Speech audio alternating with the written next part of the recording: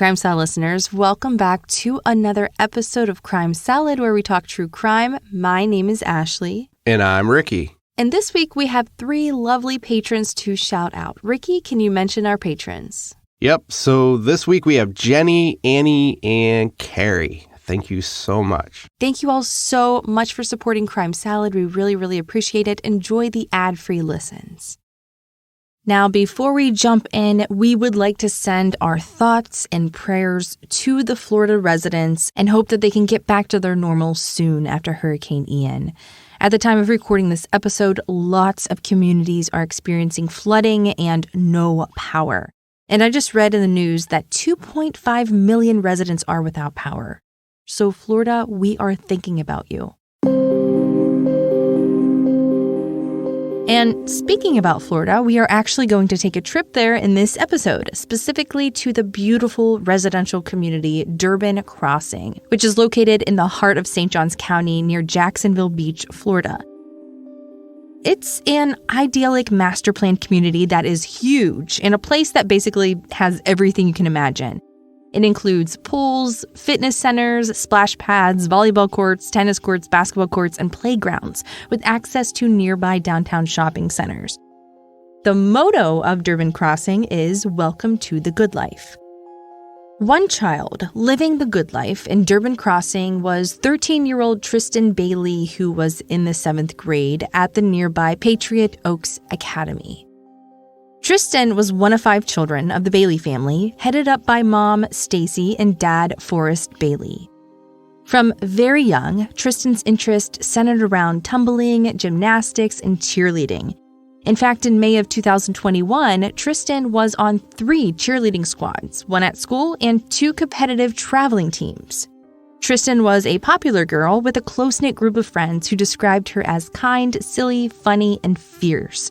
So everyone was taken off guard when Tristyn was nowhere to be found on Mother's Day morning in 2021. On that Mother's Day morning, all of Tristyn's siblings were up early, planning to make their mom breakfast in bed, except for Tristyn. They assumed Tristyn was sleeping in late that day, so her sister went into her room around 9:30 in the morning to wake her up and was surprised to find her room was empty and her bed hadn't been slept in. That's weird. She's not in her room. It looks like she didn't even sleep there. So they search the house and call her phone, and her phone goes to voicemail. They informed their father, Forrest Bailey, that Tristyn was missing. He goes to the amenity center in their housing development to see if maybe Tristyn was there, hanging out with her friends, but the place was empty. He also tried calling a few of her friends, but none of them had heard from her. And so around 10 a.m. on a day where families honor their mothers and show appreciation, Tristyn's mom was instead reporting her daughter missing. On the 911 call, Stacy Bailey described her daughter as having blonde hair with blue eyes, 5'4", and 130 pounds. She told the operator that the last time anyone had seen Tristyn was at midnight the night before by one of Tristyn's older sisters. She said to her knowledge, Tristyn had never snuck out of the house before, had never self-harmed, and wasn't on any medication. She said lately that Tristyn had been standoffish, but wasn't the type of kid to want to or need to run away for any reason.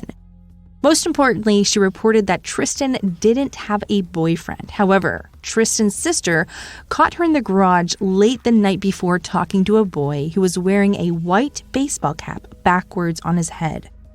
What her sister didn't know was it was Tristyn's first attempt at sneaking out that night. Tristyn's dad had accessed her phone records since he was the primary account holder, and the phone records indicated the last person she spoke with was an older boy who went to her school. So, of course, Tristyn's dad called this number, but the boy didn't have any helpful information to offer. But that would soon change.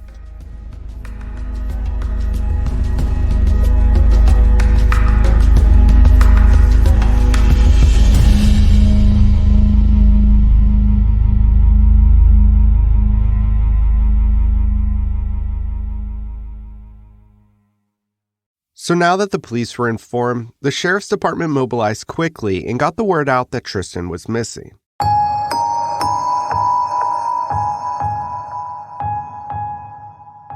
They issued a missing child alert, and deputies along with family and friends immediately began searching for Tristyn. One of the earliest tips was from a man who was a father named Dolphus Absher. His son Dolphus Absher III, or Trey as he was known by family and friends, reported that Tristyn had been in his home the night before and had left in the early morning hours of May 9th, with another one of Trey's friends, Aiden Fucci. And this is where the tip gets pretty interesting. Trey told officers that he was grounded for the weekend because he got suspended from school. He wasn't allowed to have anyone over, but he knew how to sneak kids into his room and avoid the family's surveillance cameras. Trey and Aiden were both in the 8th grade and had recently become friends with Tristyn, who was in 7th grade. Aiden had been at Trey's house all night, and after playing video games, they wanted Tristyn to come over and hang out. Aiden had a girlfriend, but he also recently expressed interest in Tristyn. He encouraged Tristyn to sneak out of her home and come to the north side of Trey's house to avoid the cameras. Trey told officers that Tristyn arrived around 12:30 a.m., and Aiden and Tristyn had left together around 1:10 a.m. Trey believed that Aiden and Tristyn had parted ways halfway home, with Aiden going directly home and Tristyn heading to the amenity center to meet up with her, quote, drug dealer, end quote. The drug dealer was allegedly a 22-year-old named Carlo. Now, at this time, it was clear to the officers that Trey was holding back information, but realized that they needed to talk to this other kid, Aiden Fucci, immediately and hear his side of the story. And so Deputy Maloney went directly to Aiden's house where he lived with his mother, Crystal Smith, and his stepfather, Michael Akel. With permission of Aiden's mother, he showed the officers where he and Tristyn went after leaving Trey's home. According to Aiden, they went to the north side of Durbin Parkway, and he left her at the turn into her street before heading to his own home where he arrived at 3 a.m. Deputy Maloney told Aiden that his timeline didn't match up with Trey's statement. He said the two left his house around 1:10 a.m., and it doesn't take 2 hours to walk the 1.5 miles home. So that's when Aiden changed his story. He told the officers that he and Tristyn got into an argument on the way home when Tristyn tried to grab his penis. This embarrassed Aiden and made him angry, so he forcefully pushed her to the ground, which caused her to strike her head. He told her to fuck off and didn't look back to see if she was okay. But then he slightly changed his story again and said that he wasn't sure if he looked back or not because he was slightly dizzy from smoking marijuana earlier at Trey's house. He told officers that he was upset by Tristyn's actions, so he walked around alone for a while before finally going home at 3 a.m. But interior surveillance cameras inside the home actually showed that he arrived at 3:32 a.m. So what was Aiden doing for those 2.5 hours?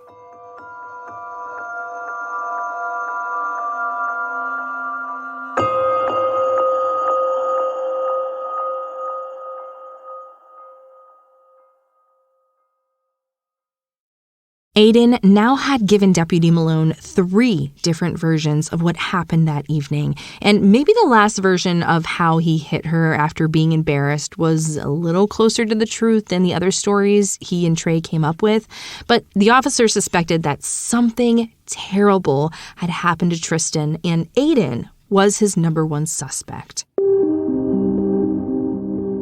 And as a result, he read Aiden his constitutional rights to remain silent, or what is more commonly referred to as a Miranda warning. And as a result, Aiden invoked his rights to remain silent and declined to provide any further statement. That's when Aiden was returned to the custody of his parents.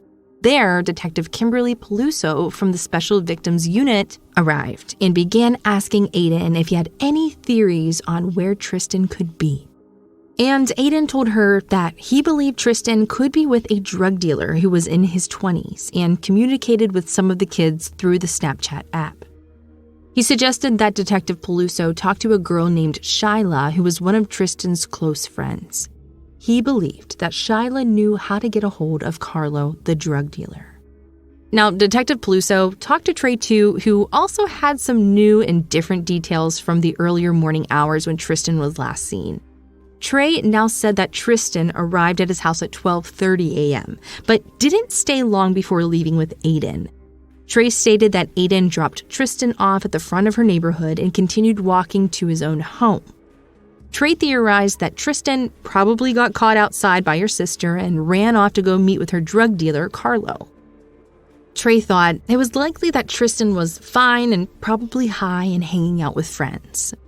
Now, by 3:00 p.m. on Mother's Day, police made contact with the father of two of Tristyn's friends. The drug dealer's story had traveled fast among the friend group. That father told officers that he, too, heard that Tristyn had snuck out in the middle of the night to hang out at the North Side Amenity Center with two boys and a 22-year-old drug dealer named Carlo. He had heard from his daughters that the boys went home and Tristyn and Carlo stayed behind. Of course, this was based on the rumor that Aiden started himself early that morning when he first told Trey the 22-year-old drug dealer's story. And then there was the video footage from the amenity center, which contradicted the story that was rapidly spreading throughout the neighborhood rumor mill. The footage showed two figures walking past the center at 1:14 a.m., and later it would be determined that those two figures were Aiden and Tristyn. The detectives on the case had dozens of rumors to contend, all within the first few hours of Tristyn's disappearance. Almost all of the stories gave a version of the Carlo story with embellishments that Tristyn had plans to return with him because she was concerned about being caught with some fictional illegal activity. By 6:00 p.m., a 911 call came in from Durbin Crossing resident Daniel Hart. Mr. Hart had been jogging in the area and had heard of the missing girl earlier in the day. And before heading home, he decided to take a detour and conduct his own search. It was about 80 feet into a wooded area near a retention pond and a nursery where he saw the body of a teen girl. The body was lying on her side, and her former blonde hair was now blood red. She was wearing a black Victoria's Secret shirt with the word pink on the front, with black Nike brand sweatpants and white and black checkered slip-on shoes, which were the Vans brand. She had multiple sharp force entry wounds on her hands, arms, neck, and back. The body was quickly identified. Tristyn had been found. So, given the location of the wounds, it appeared that Tristyn had been on her stomach while she was attacked. Someone sat on her while she clasped her hands around the back of her head to protect it from a knife attack. She sustained stab wounds that went clear through her hands and into her skull. It was clear that this was a situation of rage and overkill. There was also bruising on the inside of her legs and thighs, which indicated a failed attempt at sexual assault. Someone also written the word karma on her ankle in blue ink, and later the medical examiner would determine that Tristyn had been stabbed 114 times in her head, neck, hands, arms, and back.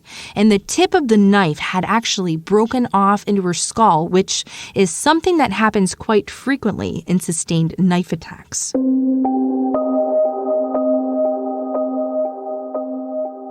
Tristyn's case just switched from a missing person to a homicide investigation. Police taped off the area and found a gold-toned ring, a $20 bill, and a pink vape pen that would later be determined to belong to Tristyn. There was also a Powerade bottle at the scene that held no evidentiary value. Her cell phone was found near her body, which no longer appeared to be in any working order, which explains why it was no longer giving off any signal on any of the tracking apps or pinging off any nearby cell phone towers. Early in the investigation, investigators knew that they needed to talk to Trey and Aiden in an interrogation room. But with Tristyn's body having been found, the FDLE, which stands for Florida Department of Law Enforcement, began serving search warrants on several residences, including Aiden's home, Trey's home, Tristyn's home, and several other pertinent addresses. With parental permission, law enforcement transported the boys to the police station for a more in-depth interview. although their families had both stated they would have attorneys meet them at the police station. The boys were transported together in a police car which had video cameras. Usually, suspects are separated, but they were intentionally placed in the car together to see if they would make any spontaneous attempts to synchronize their stories or create alibis for each other. Both the boys appeared to be excited by the investigation and their predicament in the back of a police car. While inside the car, Aiden took a photo which quickly went viral. The photo was a selfie in the backseat of the police car flashing a peace sign, and he posted it on Snapchat with the title, "Hey guys, has anybody seen Tristyn lately?" The smirk on his face from inside the police car made it clear he felt untouchable, and he was treating his encounter with law enforcement as a joke or a mere formality. His Snap message was forwarded twice by friends. One said, "WTF, Aiden," and the other said, "You were with her, Aiden. You know what happened to her." Rumors and gossip was spreading fast among Tristyn's classmates, and they decided that Aiden was responsible. There are reasons for this, which we will get into a little later in this episode. Now, before they placed Aiden in the police car, officers patted him down and found a navy blue buck knife in his pocket. Since he wasn't under suspicion at the time, they gave the knife to his stepfather, Michael Akel. Later, after the officers became aware that Tristyn had been found, they tried to retrieve the knife. However, Mr. Akel stated he left it on the bumper of his car after talking to the officers, and it must have fallen off. All attempts to find it were unsuccessful. Once Aiden arrived at the police station, he was placed inside an interview room with his father, Jason Fucci, and his mother, Crystal Smith. Since Aiden was a minor, they had the right to be present while they waited for Aiden's attorney to arrive. However, the interrogation room had both audio and video recording equipment. As soon as they entered the room, Crystal told Aiden that they were being recorded and not to say anything until the attorney arrived. However, she didn't heed her own advice. While in the room, both Jason and Crystal asked Aiden questions. Crystal began by telling Aiden that Tristyn had been found. Aiden asked, "Is she good?" To which his mother replied that she was dead and that's why this entire thing was on him now. Aiden asked, "How is it my problem?" His mother told him since he was the last person to see her alive that he was their main suspect, especially because of the picture he sent in the back of the police car. She told him that as a result of that Snapchat, their family was now receiving death threats and their entire community believed Aiden was involved in Tristyn's murder.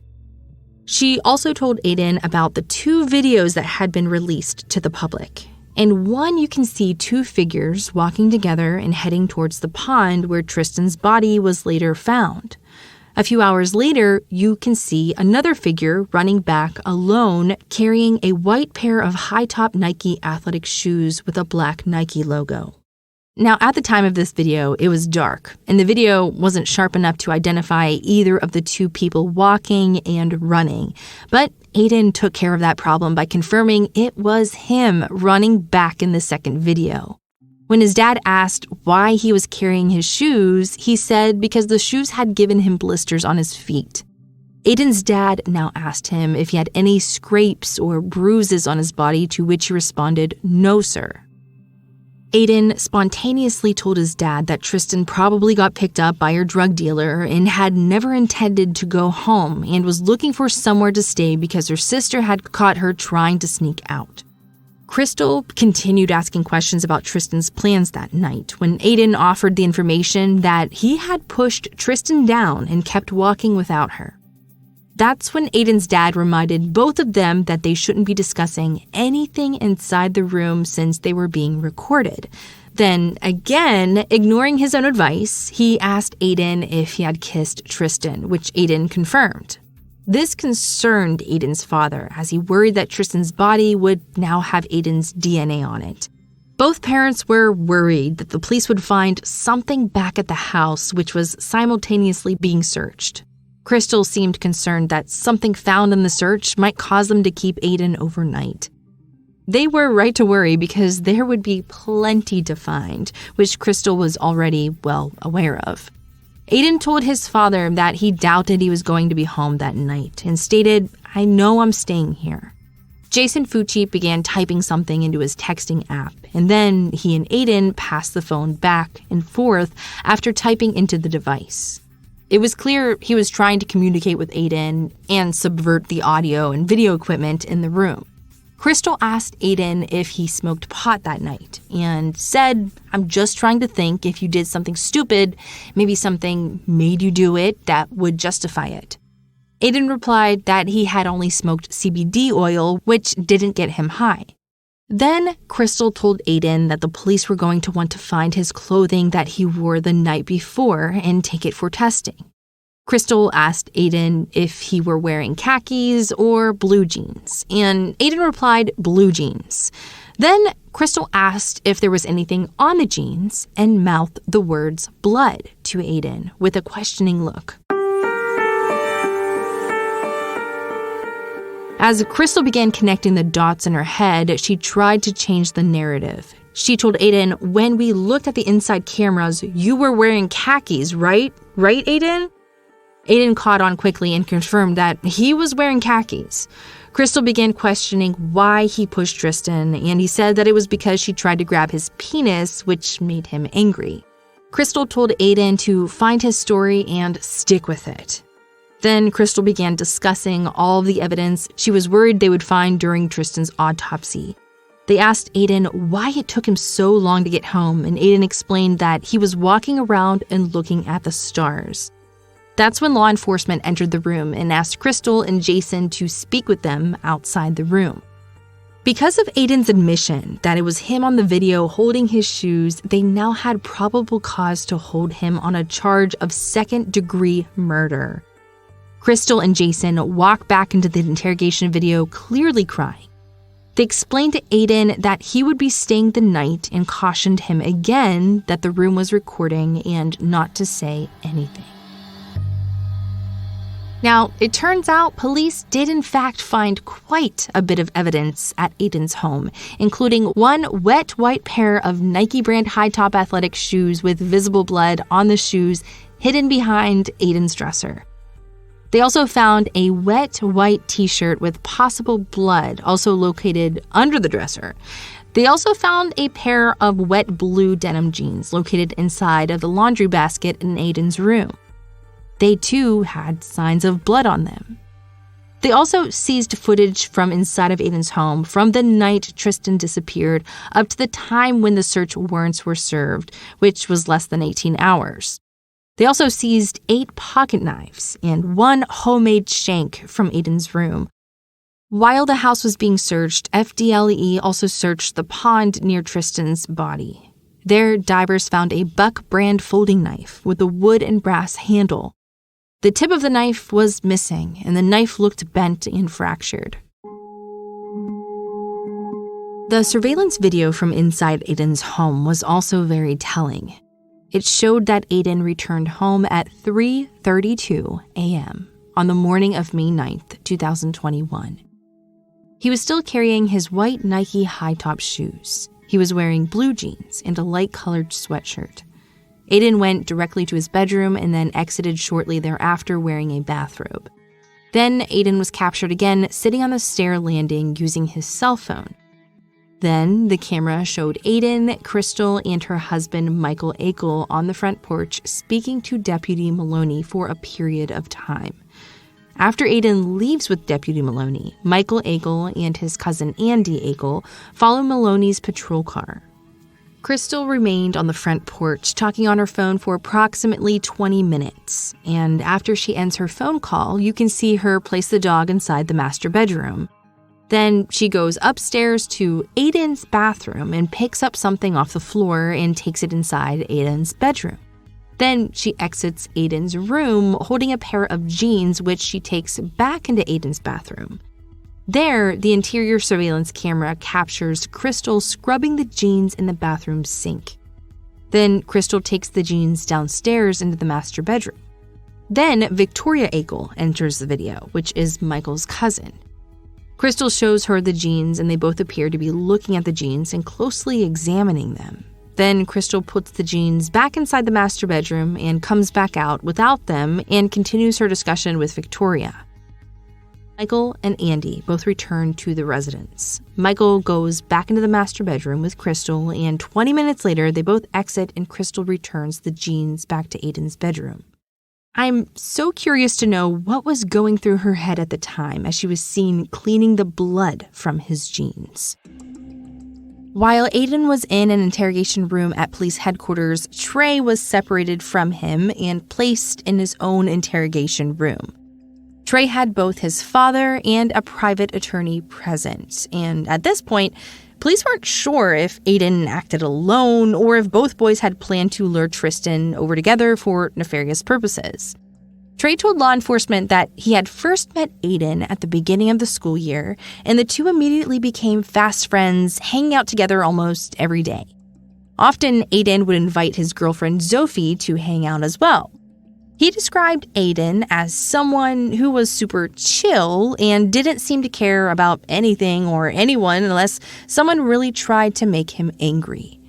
Trey recalled an instance where Aiden pulled out his knife and made statements that scared Sophie into believing that he intended to kill her.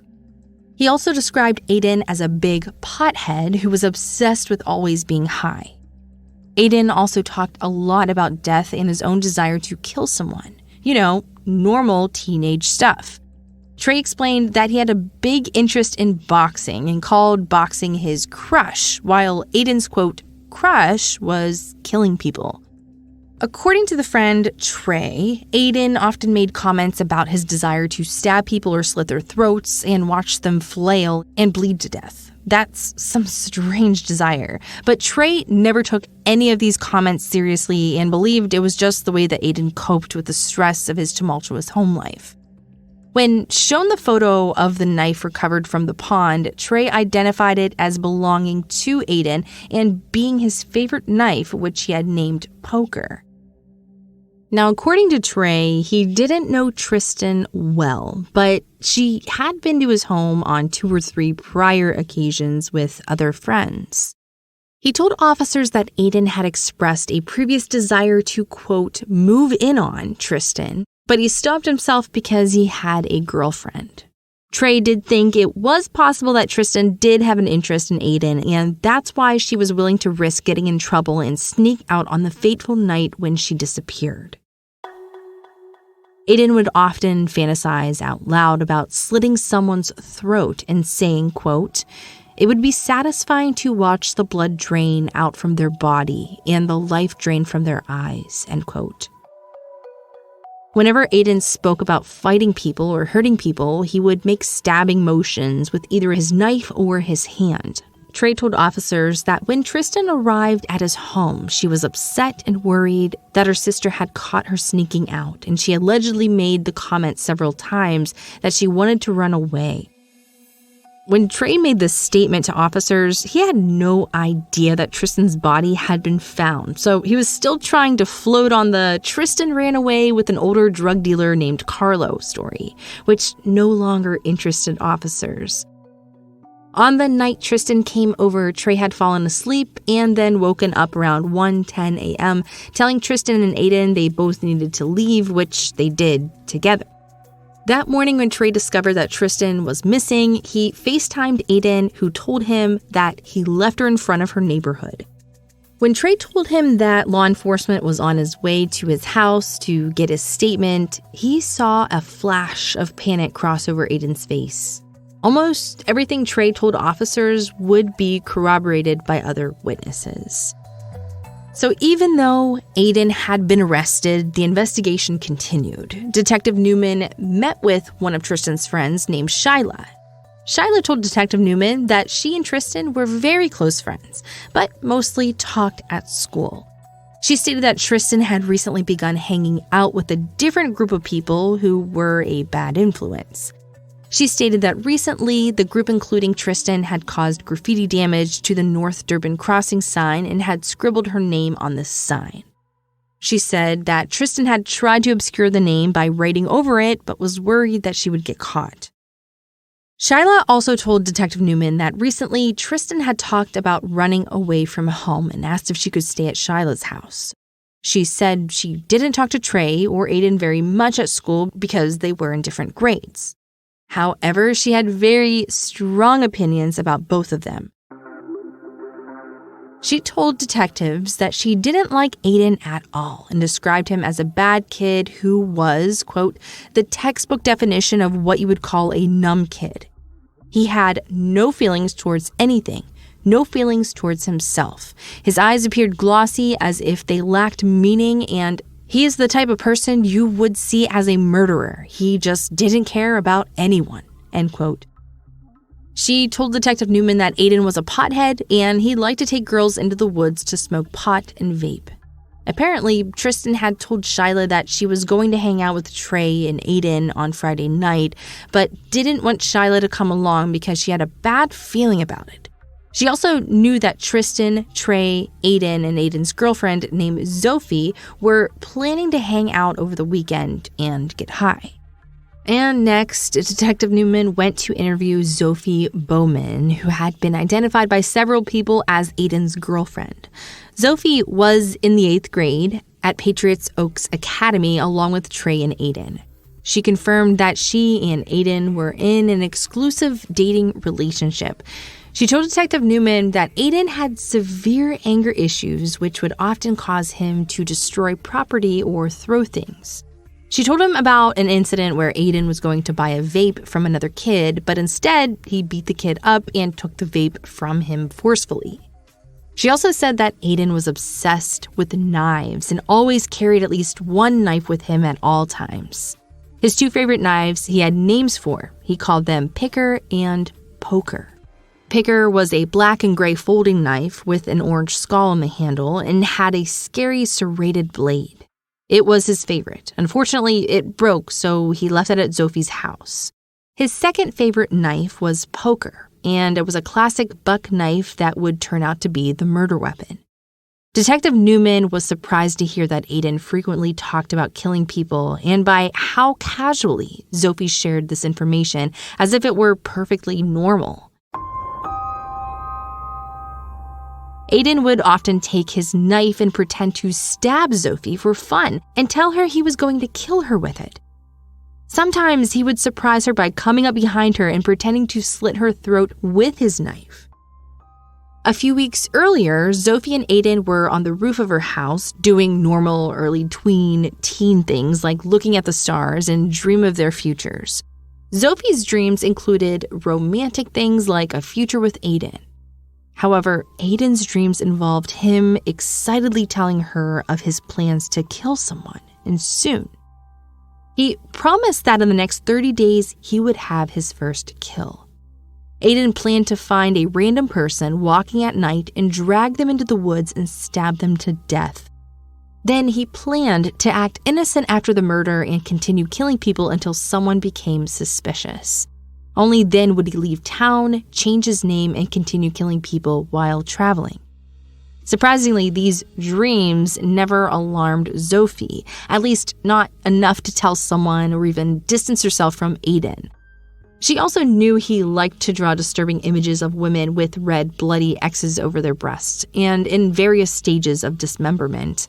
All of his drawings were disturbing and depicted mutilated bodies. Allegedly, Aiden told her that he knew something was wrong with himself, but he didn't think he could be fixed, and he didn't know how to ask for help. Aiden confided in Zophie that he would hear voices in his head when he was angry that told him he was a worthless disappointment and all he would ever be good at was killing people. In fact, these voices were the reason Aiden liked to smoke so much marijuana because when he was high, he could quiet the voices in his head. He didn't believe his family could be trusted with his secret, nor would they get him help. He was worried it would cause them to abandon him and place him in an insane asylum. He felt like he had no one he could trust with his heavy burden. While Aiden was in the back of the police car, he texted Zophie and told her that he thought he probably would be arrested soon, but he wasn't too worried about it because he had a plan to plead the Fifth. Following Aiden's arrest, the DA's office vowed to charge him as an adult. As a result, he convened a grand jury who indicted Aiden as an adult in the first-degree murder of Tristyn Bailey, but they weren't done with the charges. Aiden's mother, Crystal, was also charged with tampering with evidence in the case for trying to wash out the blood from her son's jeans.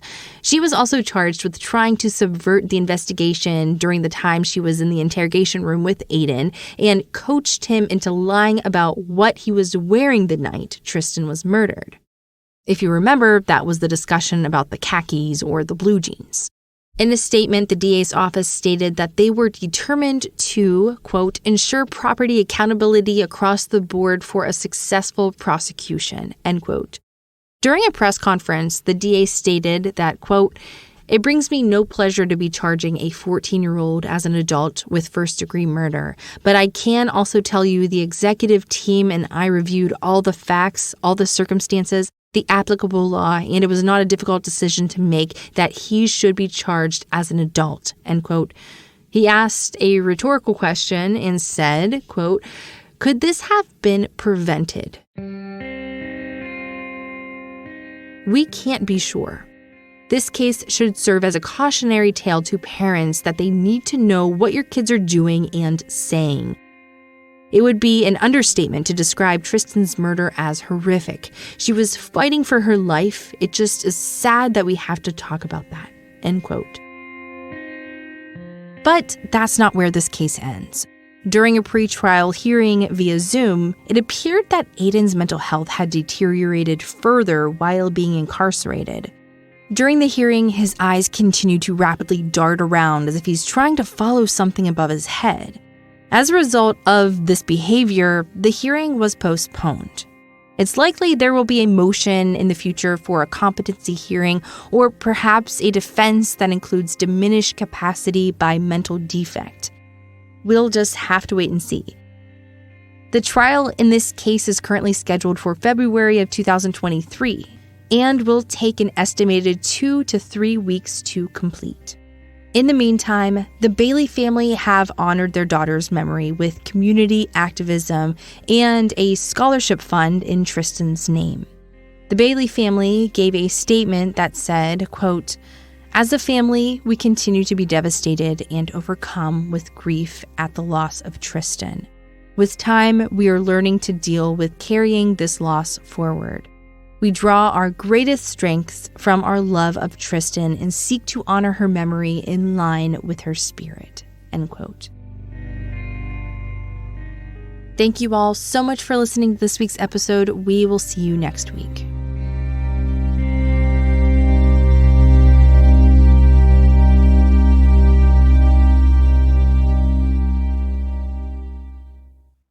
Crime Salad is a Weird Salad production. Are you kidding me? That was perfect.